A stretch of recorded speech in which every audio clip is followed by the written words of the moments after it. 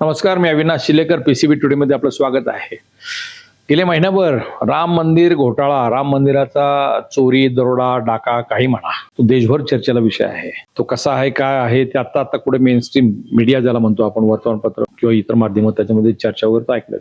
पण या सगळ्या प्रकरणामध्ये कोट्यवधी रुपयांचा घोटाळा आहे. राम मंदिराच्या जमीन प्रकरणात घोटाळा आहे, दागिने चोरीला गेले तो आहे, देणग्यांमध्ये घोटाळा आहे. सगळ्या फिगर्स कोटी कोटी रुपयांच्या, म्हणजे 100 200 कोटी रुपयाच्या आहेत. हे सगळं प्रकरण आज अशी माहिती पण आली आहे, आज असा आरोप विरोधकांकडून केला गेला की सगळं प्रकरण जवळपास 20,000 कोटी रुपयांचं आहे. इतकं सगळं मोठं प्रकरण असताना गेले 2014 पासून आपण अलीकडे पाहतो की छोटा मोठा घोटाळा झाला की ईडी सीबीआय ताबडतोब एंट्री होते, बातम्या येतात, नेते त्याच्यामध्ये जेलमध्ये जातात. प्रत्यक्षात राम मंदिर चोरी घोटाळा प्रकरणामध्ये राम मंदिराच्या देणग्यांचा दरोडा म्हणा किंवा दागिन्यांची चोरी म्हणा, ह्या सगळ्या फिगर्स इतक्या मोठ्या आहेत. मग अशा परिस्थितीमध्ये ईडी सीबीआय करते काय? ईडी सीबीआय आतापर्यंत का नाही आली, हा प्रश्न आहे. तुम्ही पाहिलं असेल की 2014 पासून नरेंद्र मोदी सत्तेवर आले, त्यानंतर भाजपने ईडी सीबीआयचा कसा कसा वापर केला. त्याच्यामध्ये अगदी आपल्या महाराष्ट्रामध्ये उदाहरण घ्या, महाराष्ट्राचे गृहमंत्री अनिल देशमुख होते, त्यांच्यावरती तत्कालीन मुंबई शहराचे पोलीस आयुक्त त्यांनी आरोप केला 100 कोटी रुपयांचा घोटाळा. त्यांच्यावर ताबडतोब ईडीची कारवाई झाली, त्यांना अटक झाली. वर्ष 6 महिने अनिल देशमुख जेलमध्ये होते. शिवसेनेचे मुख्य प्रवक्ते खासदार संजय राऊत यांनी सुद्धा पत्राचाळ प्रकरणामध्ये घोटाळा केला असा त्यांच्यावरती आरोप ठेवला. त्यांना पण ईडीने आतमध्ये टाकलं होतं. 4-6 महिने राऊत पण आतमध्ये होते.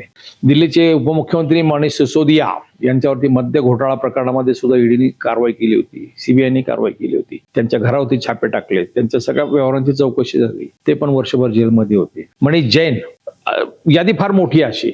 प्रश्न असा आहे की ईडी सीबीआय आतापर्यंत कुठे कुठे आर्थिक घोटाळे असतील तिथे ताबडतोब कारवाई करते, छापे टाकते, नेत्यांना अटक करते, जेलमध्ये टाकते. या प्रकरणामध्ये गेले महिनाभर ईडी सीबीआय का ऍक्शन घेत नाही, हा तमाम जनतेचा प्रश्न आहे. ईडी सीबीआय कारवाई केव्हा करते?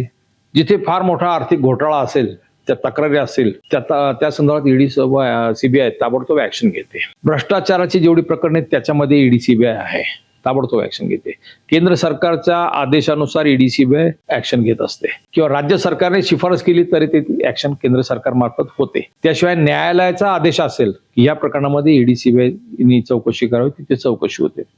पण हे प्रकरण इतकं मोठं आहे, देशभर गाजतंय. याच्यामध्ये सत्ताधारी भाजपवरती, राष्ट्रीय संघावरती थेट आरोप होत आहेत, सुरू आहेत, परंतु ईडी सीबीआय त्याला हात लावायला तयार नाही. म्हणून प्रश्न आहे की ईडी सीबीआय आतापर्यंत झोपा काढते आहे का? असे अनेक प्रकरण आहेत. तर त्या विषयावरती ईडी सीबीआयने सुमोटो ऍक्शन घेतलेली आहे. इथे का घेत नाही? का? तर देशाचे पंतप्रधान नरेंद्र मोदी यांचं नाव त्याच्यामध्ये येतं की काय? म्हणजे थेट नाव नाही कुठे, असा कुठेही निष्कर्ष आलेला नाही. परंतु राम मंदिराचे सर्वेसर्वा जे आहेत, चंपत राय, जे राम मंदिराचे सचिव आहेत ट्रस्टचे, त्यांच्या मार्फत, त्यांच्या देखरेखीखाली हे संपूर्ण इमारतीचं बांधकाम, त्याच्यामध्ये 40% कमिशन घेतलं जातं. मुख्य अभियंत्याने थेट आरोप केलेला आहे. त्याशिवाय नोकर भरती झाली, तिथे 400 नोकर भरती झाली, ती सुद्धा पैसे घेऊन नोकर भरती झाली. त्या नोकरांनीच आतापर्यंत 20,000 रुपये पगार असताना 25-25, 30-30 लाखाची घरं बांधली, गाड्या घोडं घेतलं, त्यांच्या घरामध्ये छापे टाकले, घरावर छापे टाकले. तर त्यावेळेस तिथे एसआयटी नियुक्त केली, एसआयटीने छापे टाकले, तिथे ही सगळी प्रॉपर्टी त्यांची लक्षात आले. हे सगळ्या चोऱ्या आहेत, दिसतंय, स्पष्ट दिसतंय, तरी सुद्धा ऍक्शन होत नाही. मुख्य सूत्रधार आहेत चंपत राय, गोपाळ राय, अनिल मिश्रा, हे सगळे अद्यापर्यंत बाजूला आहेत. ट्रस्टचे जे कोषाध्यक्ष आहेत, त्याच्यामध्ये प्रमुख नाव जे कोषाध्यक्षांचे गोविंद गिरीजी, त्यांच्यावरती सुद्धा आतापर्यंत कुठेही काही चौकशी नाहीये. आता अशी माहिती हातात येते की ईडीने आता कुठे एंट्री केली. तसं पाहिलं तर 7 जूनला हे प्रकरण बाहेर आलं. 7 जून, आता महिना होतील उद्या परवा, महिनाभरामध्ये कुठेही काही नाही. अखिलेश यादव, दिल्लीचे आपला उत्तर प्रदेशचे माजी मुख्यमंत्री, त्यांनी हे प्रकरण सगळं ट्विट करून बाहेर काढलं होतं. त्याच्या आधी सुद्धा बँकेने सुद्धा हे प्रकरण ट्रस्टच्या निदर्शनास आणून दिलं की तुमच्या देणग्यांमध्ये चोऱ्या होत आहेत. बँकेने त्यांचा स्टाफ, जो कलेक्शन करणारा स्टाफ आहे, देणग्यांच्या मोजणी, बंडल बांधणे, बँकेत जमा करणे, तो स्टाफ बदलावा म्हणून बँकेने शिफारस केली होती. तर ट्रस्टने त्याला विरोध केला होता. सगळं डाऊटफुल आहे. हे सगळे परिस्थितीने पुरावे सांगतायत, तरी सुद्धा ईडी सीबीआय झोपा काढते.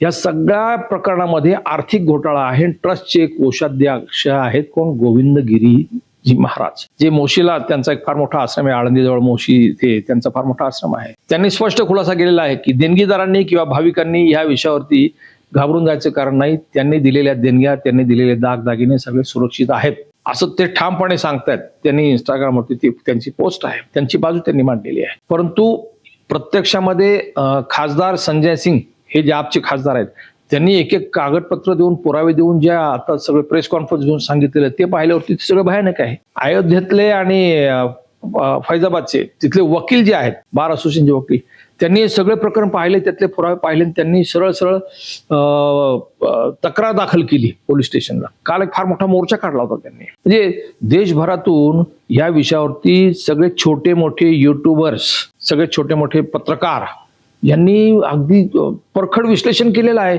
इतका मोठा घोटाळा असताना ह्याच्यामध्ये ईडी सीबीआय अजून काही एंट्री करत नाही. हे सगळं डाऊटफुल आहे.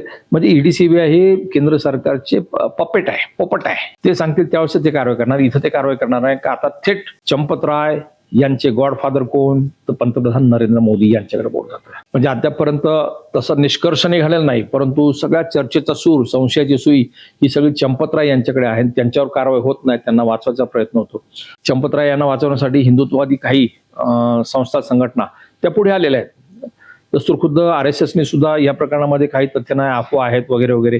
चोरी झाली आहे, परंतु चोरी प्रकरणामध्ये जे आरोपी असतील त्यांच्यावरती निश्चित कारवाई होईल. परंतु चंपत राय यांनी संपूर्ण आयुष्य राम मंदिरासाठी समर्पित केलेलं आहे, त्याच्यामुळे त्याच्यात काही दोष नाही असा RSS कडून बचाव केला जातो. विश्व हिंदू परिषदेचे आंतरराष्ट्रीय अध्यक्ष आलोकजी ते सांगतायत नाही ह्याच्यात काहीतरी घोळ आहे आणि जे दोषी असतील त्यांच्यावरती कारवाई होईल. विश्व हिंदू परिषदेचे अध्यक्ष आलोकजी आहेत आणि त्या संस्थेचे उपाध्यक्ष आहेत चंपत राय. म्हणजे हे सगळे लागले बांधे एक संघ, भाजप, विश्व हिंदू परिषद म्हणजे हिंदू तरी संघटना. चंपत राय यांचा सगळ्यांचा बचाव करण्यासाठी साध्वी ऋतुंभरा देवी यांनी सुद्धा म्हटलं की या व्यक्तीने फार मोठा योगदान दिलेलं आहे, ते असं करतील असं मला बिलकुल वाटत नाही. म्हणजे हिंदुत्ववादी काही संस्था, संघटना ती बाजू मांडण्याचा प्रयत्न करतात, परंतु वस्तुस्थिती ज्यांना जे पुरावे आहेत, जी चर्चा आहे, जो संशय आहे, जे आक्षेप आहेत, याला समाधानकारक उत्तर कुठेच मिळत नाही. त्याच्यामुळे हा देशभरातला सगळ्यात मोठा घोटाळा हे नक्की ईडी सीबीआय काय करतं. जनहोत तुम्हाला या विषयावर काय वाटतं? ईडी सीबीआय हा दुजाभाव करते आहे का फक्त भाजपला वाचवण्यासाठी ईडी सीबीआय आतापर्यंत तटस्थ आहे? आता सांगितलं गेलंय की ईडी आता गोविंद गिरीजी यांना सुद्धा जाब विचारणार आहे. अजून प्रत्यक्षात काही आलेलं नाही. जनहोत तुम्ही या विषयावरती जरूर व्यक्त व्हा. धन्यवाद.